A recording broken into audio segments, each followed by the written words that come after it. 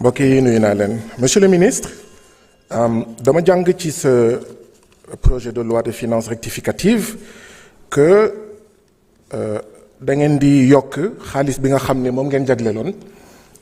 lekkum takk der yi ngeen yokk ko ci 5,2 milliards de francs CFA. monsieur le ministre mënu ma ko ñàkk rafetlu dama koy rafetlu bu baax a baax ndaxte dama bindoon ministre des forces armées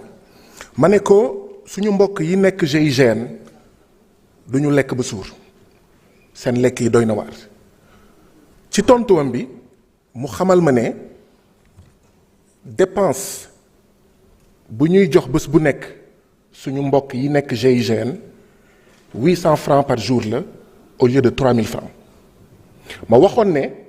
naa la bind pour xool naka nga koy yokkee bu ma gisee yokk bii dama koy rafetlu féliciter leen encourager leen waaye poser la question ci ne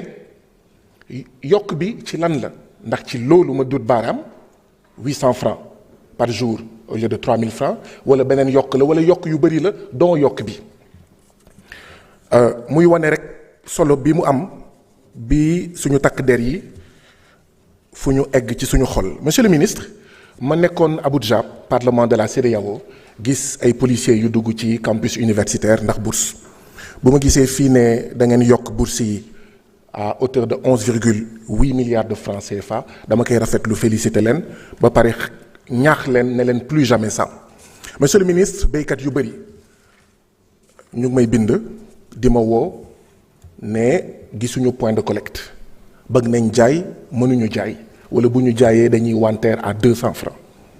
monsieur le ministre ndax lépp li nga xam ne yow ci sa wàll la def nga ko ngir ñu am campagne agricole bu jaar yoon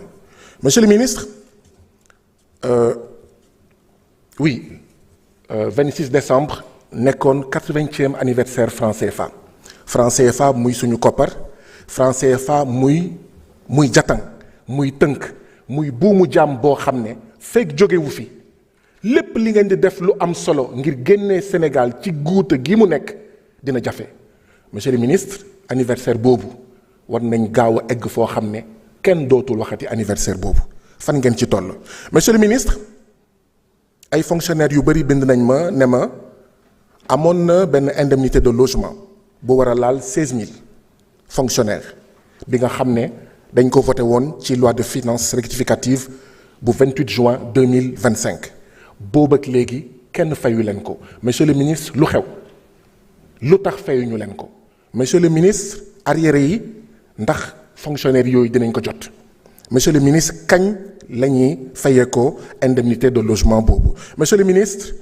arriéré xëyu ndaw ñi yi nekk santé xëyu ndaw ñi yi nekk eaux et forêts ñu ngi daw ginnaaw fukki weer ak benn arriéré de salaire 8 mois 9 mois monsieur le ministre benn député mënul toog weer te du jot payooram benn ministre benn DG benn secrétaire d'État monsieur le ministre bëgg naa comprendre ndax yow yëg nga loolu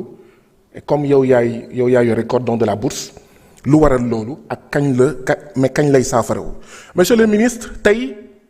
waa boor bee dañoo xaw a sedd sax ndaxte ñu ngi doon ñaan Sénégal xaalis bu muy ut mu bañ ko am musuma gis ay doomu Sénégal yoo xam ne ñu ngi ñaanal seen réew mu lajj ngeen def 4e appel public d'épargne ngeen am ci ndam félicitations continuer leen noonu monsieur le ministre waa boor bee dañoo sedd ndaxte donte réew mi dafa métti wàññi ngeen carburant wàññi ngeen ceeb wàññi ngeen ciment wàññi ngeen fer le 1er janvier incha allah dinañ wàññi de 10% le prix de l'électricité njëgu woyofal monsieur le ministre na ngeen wéy ci loolu monsieur le ministre 2026 de lutte et de victoire pour un Sénégal souverain, juste et prospère. Merci honorable. Tafsir Choy, vous avez la parole. Abdoulaye Thomas Faye se prépare.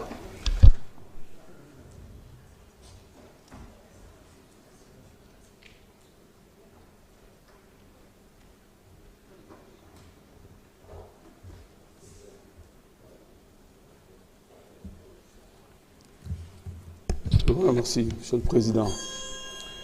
Monsieur le Président, très chers collègues, Monsieur le ministre, Madame la secrétaire d'État, Mesdames, Messieurs. Monsieur le ministre, je voudrais encore une fois dire ici que notre séance d'aujourd'hui wane na ni réalité pouvoir moom loolu lu mën a nekk la te lu am la dem ci waxtaan ak sama benn collègue mu may wax ni ma mu yokkal ma ci le pouvoir de la réalité dina def loo nguur dina def loo gouvernement dina li ferloo keneen ku dul gouvernement et aujourd'hui c'est ce qui explique aujourd'hui cette loi de finances rectificative qu'on vote en 2 jours. Maintenant, monsieur le ministre, c'est vrai que mën nga ko def ci loi de règlement mais loi de règlement yi depuis 2022 jàllale wuñ ko 2022 jàllul 2023 jàllul 2024 ba tey jii ñu ngi ci 2025 di voté loi de finance 2026 bu ñu voté nii donc mënuñu ko ci woon dugal il fallait que ñu indi ko pour qu'au moins ñu mën constater tout ce qui a été fait et qui a été dans le budget durant cette année 2025 mais li mu ñu indil ci information mooy d'abord que suñu croissance wàññeeku na de 1%. mais indil nañu aussi information que sur la masse salariale 79 milliards wàññeeku na par rapport ak 2025 ak 2026. Et hier, posé dans la question, et je vous remercie de la diligence pour la réponse sur les emplois rémunérés. 191 000 emplois. Alors, si on compare ce qu'on va avoir en 2026, il y a une différence de 14 829 agents. Il y a peut-être agents. Alors, 14 000 il y a un recrutement qui baisse. Et peut-être am na ñoo xamante ni perdre nañ seen liggéey ci diggante bi xaw ma ndax di nga leen jël en compte dans ces 14 000 là qui vont se rajouter sur les emplois entre 2025 et 2026. Alors, par rapport à la loi de finances, c'est vrai que mon cher collègue Guy tout à l'heure a parlé de la baisse des prix.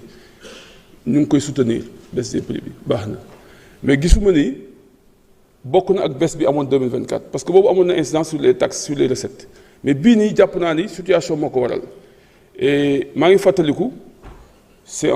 sous le régime du président Wade qu'on avait créé le fonds de sécurisation des importations des produits pétroliers qui permettait à l'État de pouvoir gérer les hausses et les baisses des prix des hydrocarbures. C'est en ce moment aussi qu'on avait créé le fonds de soutien à l'énergie. Et je pense que loolu ñàkkul ni am na effet ci li nga xamante ni aujourd'hui moo am sur la baisse des prix et des hydrocarbures surtout sur l'énergie. Alors donc